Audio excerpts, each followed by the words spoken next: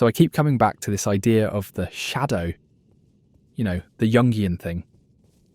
All the parts of myself I'd rather not look at. The fears, the shame, the old traumas I've just pushed down.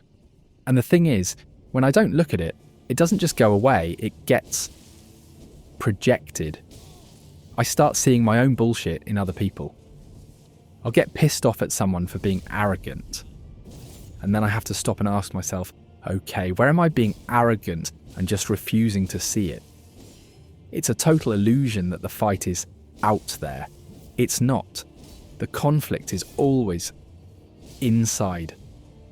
And my first instinct is always to turn away from that feeling, right? To avoid it. Because to look at it means I basically have to say to myself that there's this thing I hate in other people, and it's really in myself. So if I'm aligned with my beliefs, then I must hate myself. Obviously, I don't want to hate myself, so it's really easy to bullshit my way around it and lie to myself.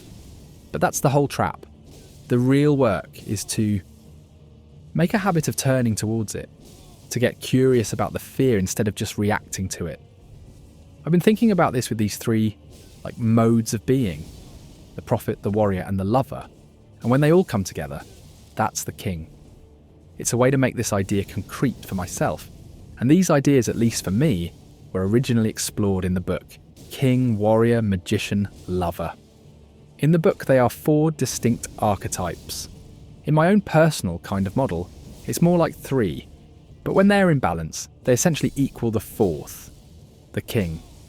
Also, I like to call the magician archetype the prophet. Why? I don't know. When I think of a magician, I think of David Blaine or something. It kind of throws me off. So the prophet is all about radical fucking honesty, especially with myself. In my journal. Not just writing what happened, but forcing myself to be honest about why I'm scared of something. You trace the fear backwards. Okay, I'm afraid of this meeting. Why? Because I'm afraid of looking stupid. Why? And you just keep going.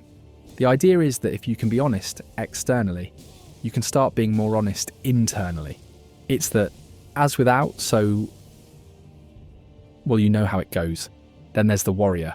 This is the part that actually does something. Honesty is great, but you have to act.